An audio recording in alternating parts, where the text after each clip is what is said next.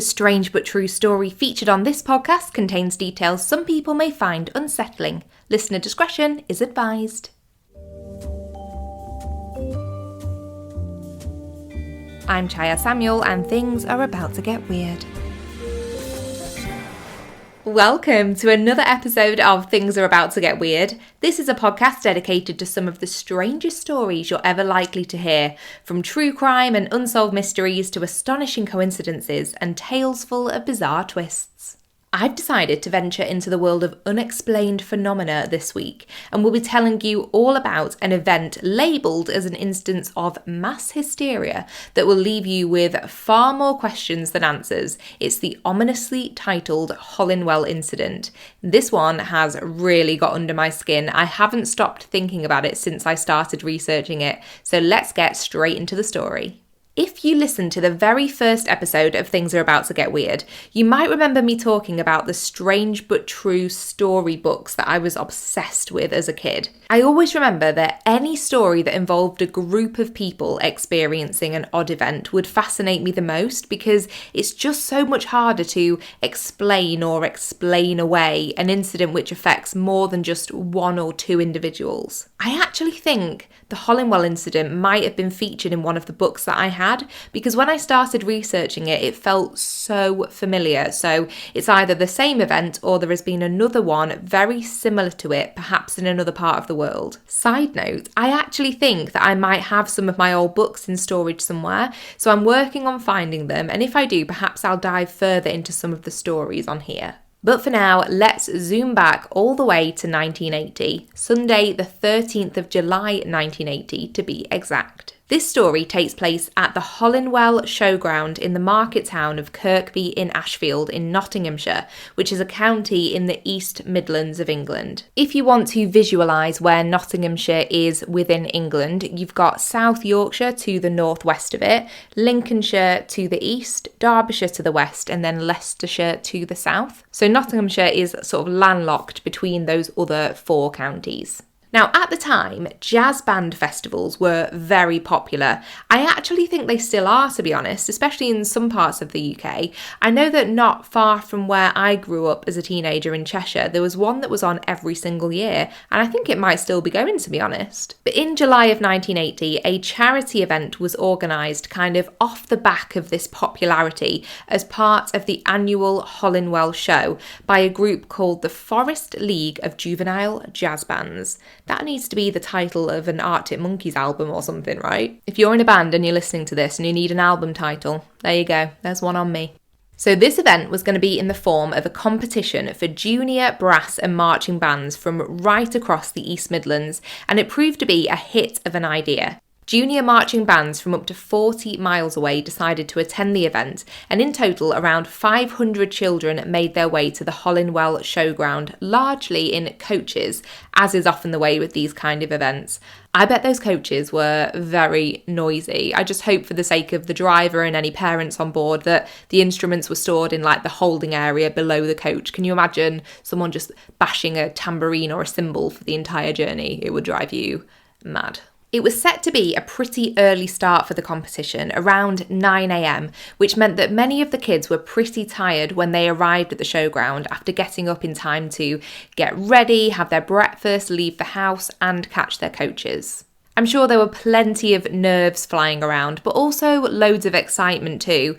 I don't know if any of you remember that feeling of doing any kind of competition or performance when you were a kid. But I remember once I was in primary school and we did some kind of choir show in Manchester. I'm sure the mayor was there. I can't quite remember, but I do recall thinking, oh my God, this is a huge deal. The girl who was sat next to me kept needing the toilet because she was so nervous. Like, I was scared to breathe wrong because I wanted to be so perfect. So I think when people talk about this factor of the story, which does become important later, by the way, I do understand where they're coming from. It seems like the first hour and a half of the event mostly involved the bands arriving and the judges performing inspections. I guess these were preliminary inspections to make sure that everyone would be abiding by the rules before the competition got fully underway.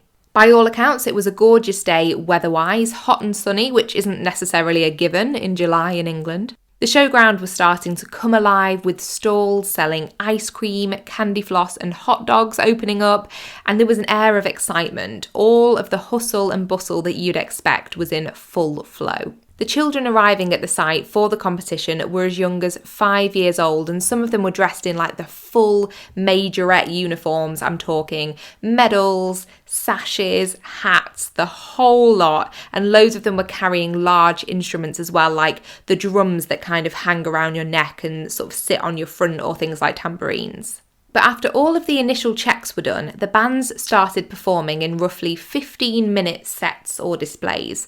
However, the performance section of the day was destined to be very short-lived. According to eyewitness accounts, around 10:30 a.m, everything seemed to come to a grinding halt.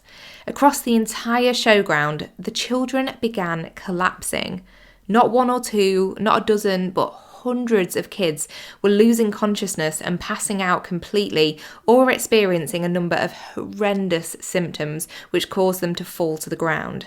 One attendee said it was as though the children were falling like bowling pins, one after another. There were reports of children catching their friends as they fell before collapsing themselves. It just sounds terrifying, to be honest. Before long, it appeared it wasn't just the child performers who were being affected by whatever the hell was causing this. Several babies and adults were also collapsing or falling very sick. I read an account by a lady called Claire Brown, who was 7 years old at the time, and she was performing in one of the jazz bands. She said, "I can remember lots of children crying and fainting. They stopped the carnival and I went home with my parents and then started feeling very sick. I had something like white foam coming from my mouth." There are a huge number of awful symptoms that those affected reported experiencing. Some were struggling to breathe, many were vomiting and struggling with intense dizziness. I also read a few accounts where people were having major eye and throat pain, and one woman who was 13 at the time of the incident said she felt as though her arms and legs had no bones in them, and she had a terrible headache. There were even accounts of water-filled blisters appearing on some of the children's skin. Many of these symptoms seemed to set in very quickly whilst the children were still at the showground, but for others, like Claire Brown, it was a couple of hours after returning home that she began to feel even more unwell. Claire's granddad, Ken, was at the showground when the incident began, and he talked about how no one knew what was happening. There's a quote from him. He said, "All of a sudden, there were ambulances coming through the gate. It felt like a panic then. All we were doing was running about the field looking for our own children. As we were running to get Claire, there were kiddies down with their parents gathered around them. One of the biggest frighteners was that many ambulances. People hadn't seen so many since the Second World War." It didn't take long before the local hospitals were completely inundated with children and families who had come from the showground. Many of them had headed to the Nottingham City Hospital or the Queen's Medical Centre straight from the event, and then many more who had initially gone home and then started to feel really ill had gone to the Chesterfield Royal Hospital. It's estimated that roughly 300 people were affected on the day, but the official report, which we'll talk about a lot more in a minute, stated that around 400 people actually ended up in hospital, with 9 children being kept in overnight. From what I can gather, I think this number might include everyone who ended up seeking medical attention, be it on the day or afterwards, because a lot of other sources stated it was 259 people who went to hospital, so I think that number could be the people who went to hospital on the 13th of July itself. Claire Brown's mum, Anne, remembers how she wasn't allowed to stay in the hospital with her daughter, I'm guessing because it was so overrun and overcrowded with people from the Hollinwell showground. And Claire was actually in the hospital for a couple of days, which must have been really scary for her. There was also a report in the Fortean Times magazine, which is a monthly magazine all about bizarre phenomena, that some horses were also affected too, which is even more weird, especially when we come to talking about the possible explanations for what on earth happened. I think it's pretty safe to say that this experience must have been absolutely horrifying for the people who were there at the showground. And if you thought this story was already weird, just brace yourselves, because we are going to talk about the various possibilities and explanations for what happened. But I find this to be one of those cases where the more you hear, the less you feel like you truly know. What I'm going to do is take you through all of the possible explanations, starting with the quote-unquote official explanation, which was determined from the official report into the incident, which leaves a lot to be desired, in my opinion. So, Ashfield District Council's Environmental Health Department did conduct an investigation into the events of the 13th of July immediately afterwards. The report states that the children did not collapse altogether, but around 5 or 6 at a time between the period of 11:15am and 1pm, which contradicts other reports from eyewitnesses that say everything started around 10:30am. The official report also noted symptoms such as sickness, giddiness, which is weird, and pain, which is strangely vague. All in all, whilst the investigation did briefly consider several causes, which we'll come to, it concluded that the incident was a case of mass hysteria. Yep, nice, easy, catch-all explanation. They said it looked to be an example of the phenomenon where fainting or sickness spreads quickly through a large group, and another name for this incident came to be the fainting field. It's really odd. This finding was majorly controversial, and a large number of the people who had been present at the showground were adamant that mass hysteria was not the explanation for what had taken place that day.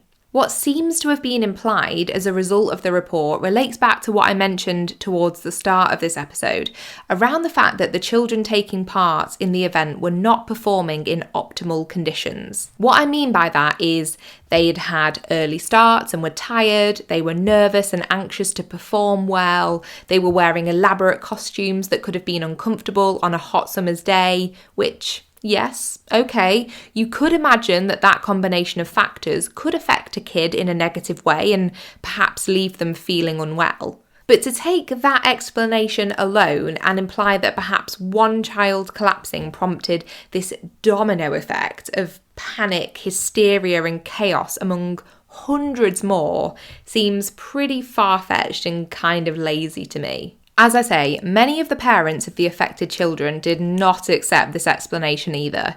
In a lot of cases, they didn't like the suggestion that their kids were somehow pretending or had imagined the symptoms into reality, and others argued, rightly so, that it wasn't until hours later that their own children had fallen ill, so where did that fit into this theory? A man named Terry Bingham, who was a father of 3, said he felt that no proper answers were ever really provided, and that the authorities pushed the victims to one side. This was kind of echoed by Claire Brown's mum Anne, who said while she did receive a visit from the local council afterwards, they only asked her a few questions before leaving and that she never heard from them again. Clearly, this conclusion was not satisfactory to those who'd been at the showground that day.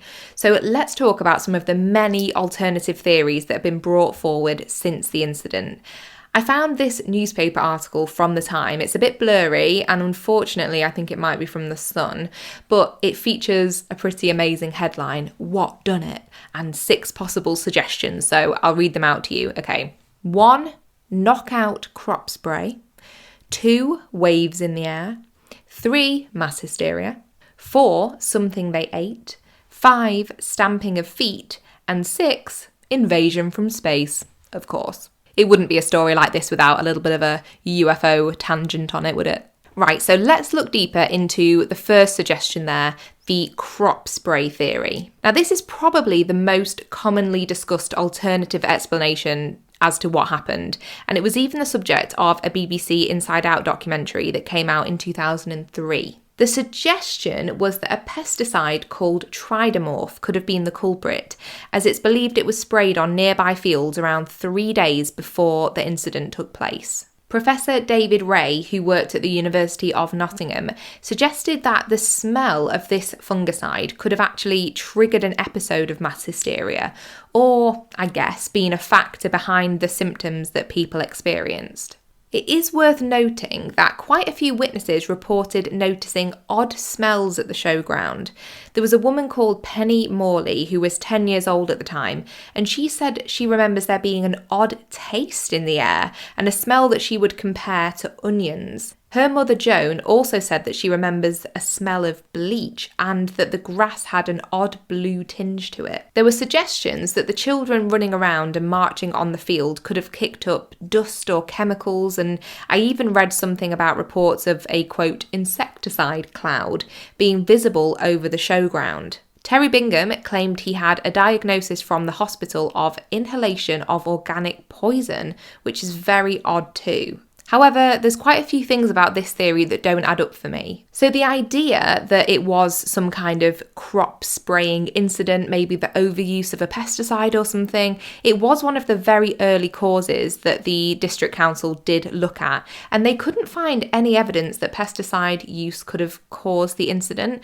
A lot of things I read actually said that pesticides hadn't been recorded as being used on any of the nearby fields at all, let alone the field itself. So it's just a really odd anomaly, and there's a lot of conflicting things about that. So it's a little bit shady, I don't know, it's very weird. The other thing is, whilst a lot of articles and media about the Hollinwell incident talk about tridamorph being banned in the year 2000, I have a bit of an inside scoop on this theory. I spoke to someone who is an expert in pesticides and spent a chunk of their career using and working with tridamorph up close.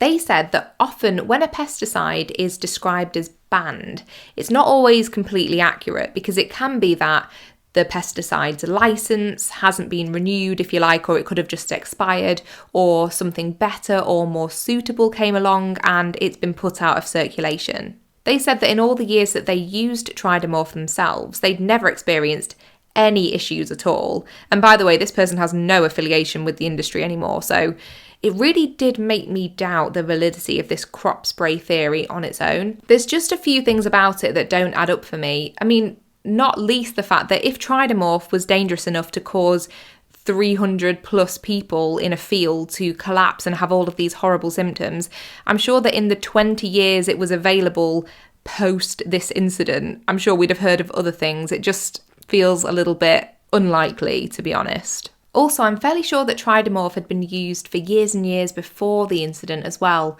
and I feel like we would have heard of more instances of it causing major issues like the symptoms that the people at the Hollinwell Showground experienced if it had been a cause for concern on that scale.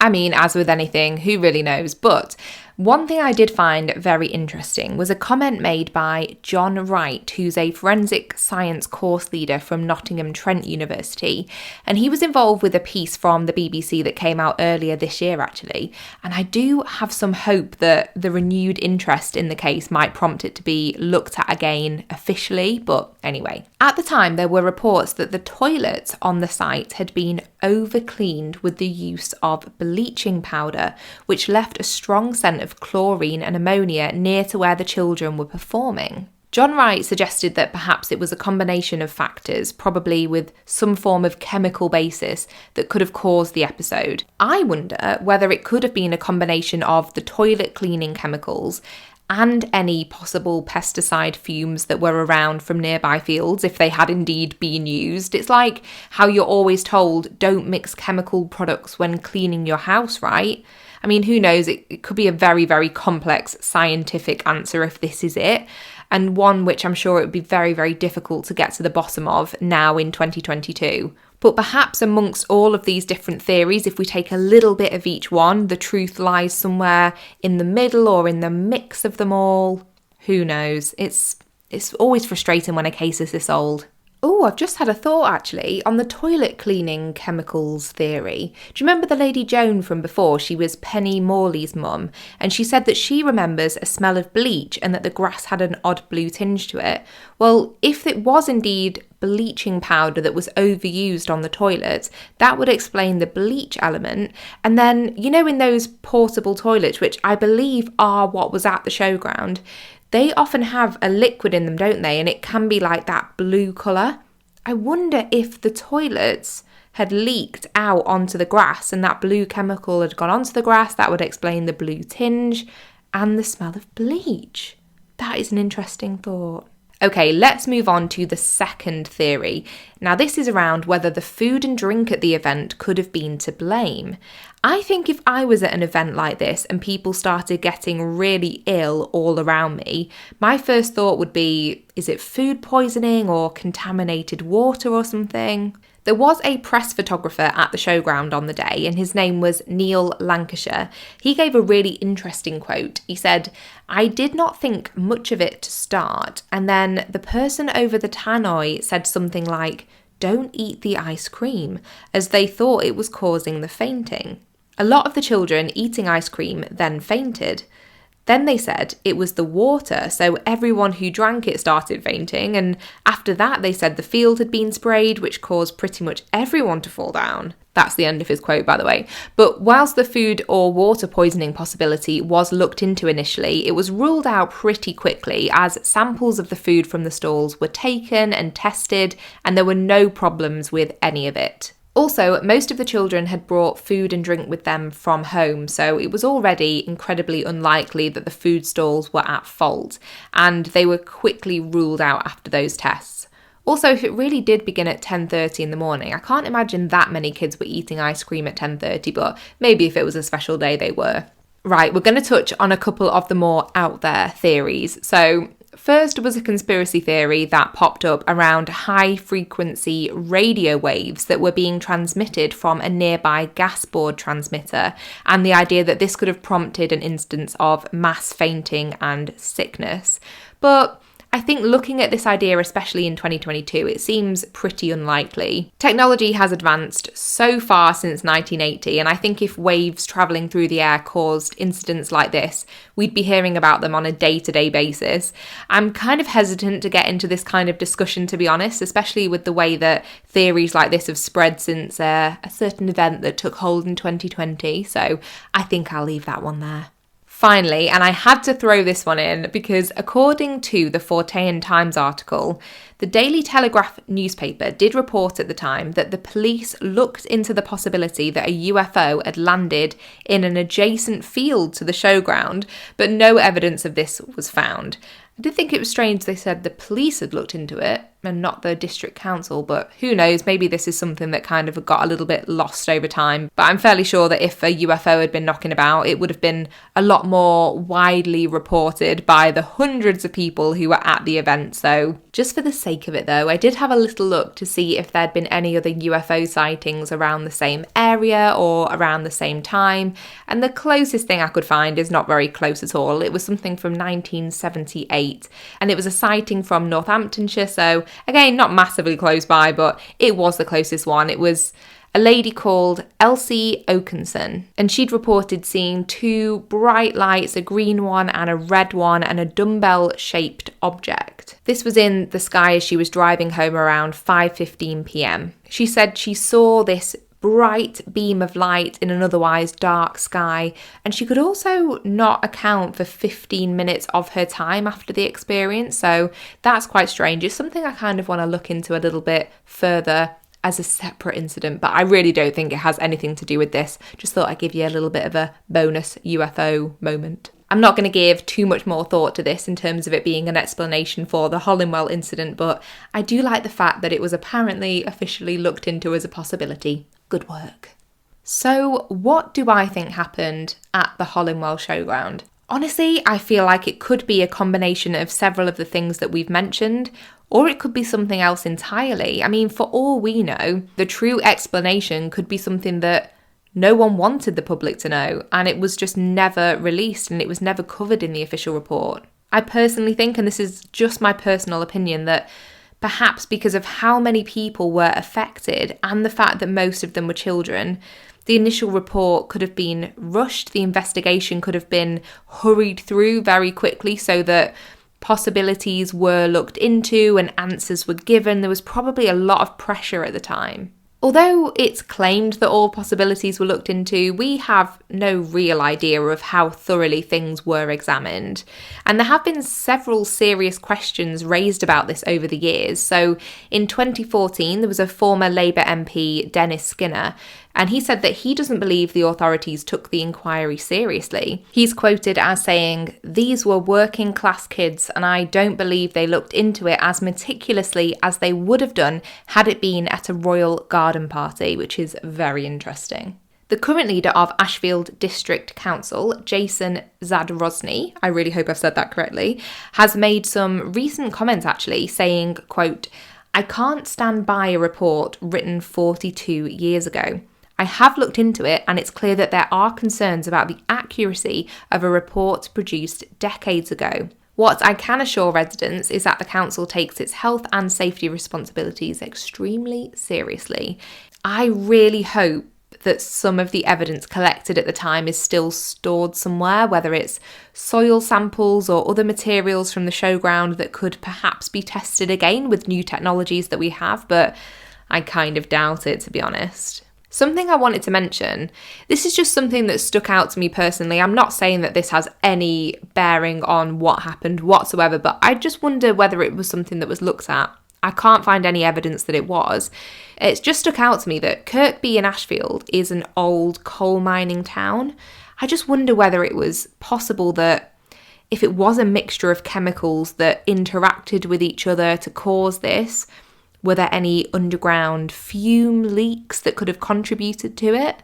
I mean, I'm not a chemist, so I really don't know, but I think if I'm looking at this and being completely practical, if I absolutely had to tell you what I thought was the most likely possibility of what happened, I would say there probably was some kind of chemical issue, and that's mostly based on the fact that people said they could smell something very strong. That's something that I feel is like a very compelling piece of evidence. So whatever that smell was, whatever could have been in the air, whether it was the toilets or whatever else, could that have contributed to some kind of mass hysteria?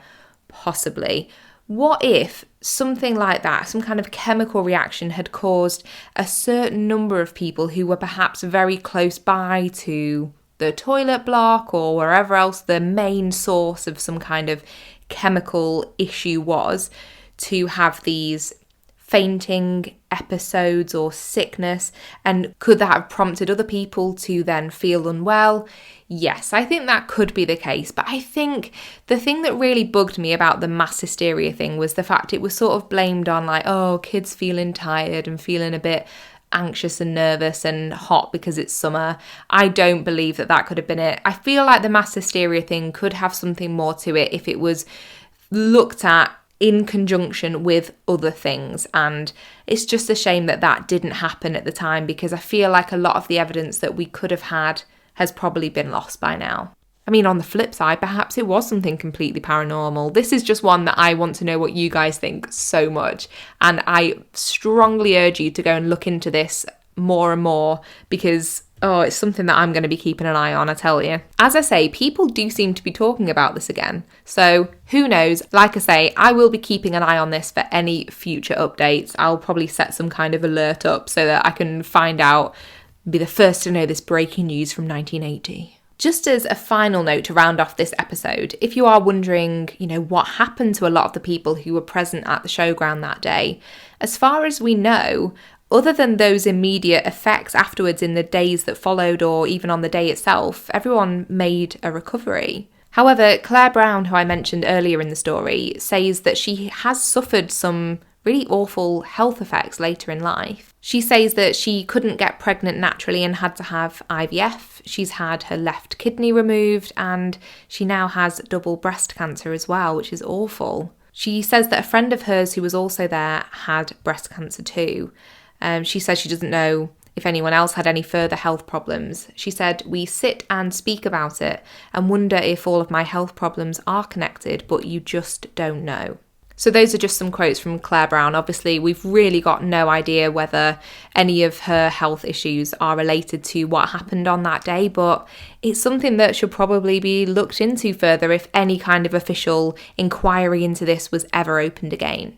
As I say, I could not be more intrigued to hear what you think about this story, so send me everything, your thoughts, theories, questions. I want to know what you make of this story.